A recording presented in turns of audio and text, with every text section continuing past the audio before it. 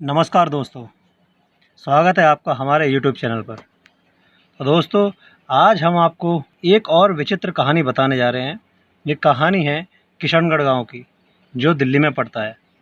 दोस्तों, आपको जानकर ताज्जुब होगा कि ये गांव दिल्ली में गुर्जरों ने रागिनी गा गा कर जीता था।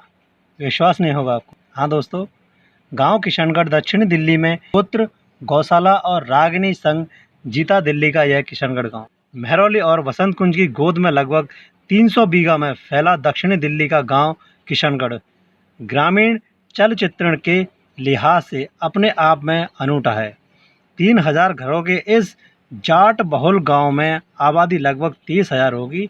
गांव के चलचित्र के तौर पर सिर्फ घरों का आकार प्रकार बदला है, जनसंख्या बढ़ी है और जीवन यापन के लिए नए आयाम की घुसपैठ हुई है।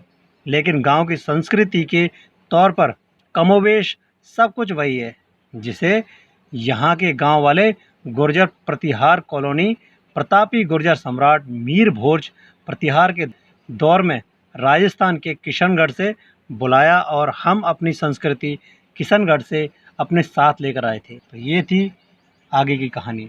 9वीं शताब्दी में गुर्जर सम्राट मीर भोज को खेतीहार किसानों की ज़रूरत हुई, तो गुर्जर सम्राट मीर भोज ने हम गुर्जरों को राजस्थान के किशनगढ़ से बुलाया और खेती करने के लिए प्रोत्साहन करा और हम लोग फिर यहीं पर हमेशा के लिए बस गए।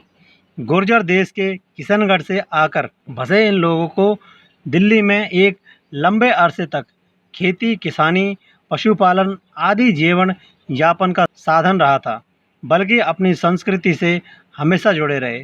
समय के बदलते दौर में खेती किसानी तो छूट गई, लेकिन गौपालन के जरिए आज भी पशुपालन गांव के जीवित संस्कृति का हिस्सा है। अमूमन गांव के सभी जाट अपनी खाट संस्कृति से आत्मिक तौर पर जुड़े हैं। एक बुजुर्ग बाबा धर्मवीर महलावत बताते हैं कि बंटवारे के वक्त भी खाट आज भी हमारे घरों में है। हम पुराने लोग इसी पर सोना पसंद करते हैं। सांझ को होते ही रागनियाँ करते हैं हम। ग्रामीण छटा से भरपूर परंपरागत मनोरंजन का रस पुराना नहीं पड़ा है। बसंत के मौसम में लगातार 10 दिन तक सांझ प्रहर सॉन्ग का आयोजन किया जाता है। दरअसल यहाँ गाने हरियाणवी बोली के गीत किसी राग पर किया जाता है, जिसमें हरियाणवी से लेकर कलाकार बुलाए जाते हैं। सांझ की रागनी की संस्कृति का लुत्फ उठाते हैं। कौन है सम्राट मीर भोज, जिन्हें खेतीहर समुदाय को राजस्थान ने खेती करने के लिए बुलाया था?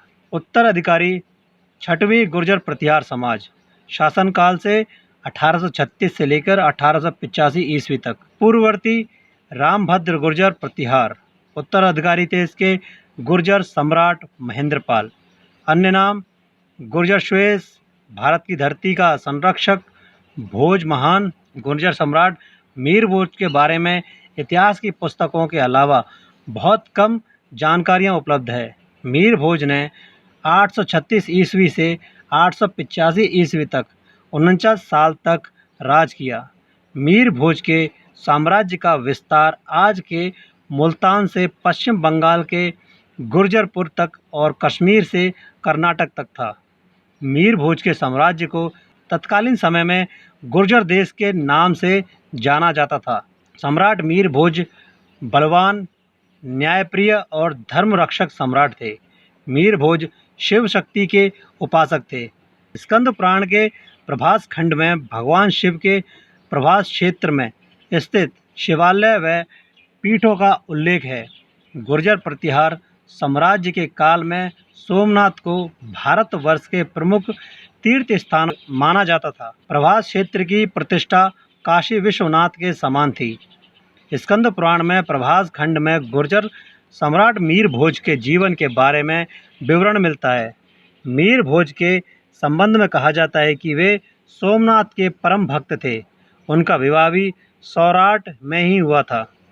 उन्होंने मलेच्छरों से पृथ्वी की रक्षा की। 50 वर्ष तक राज करने के पश्चात वे अपने बेटे महेंद्रपाल को राज सिंहासन सौंपकर संन्यास वृत्ति के लिए वन में चले गए थे।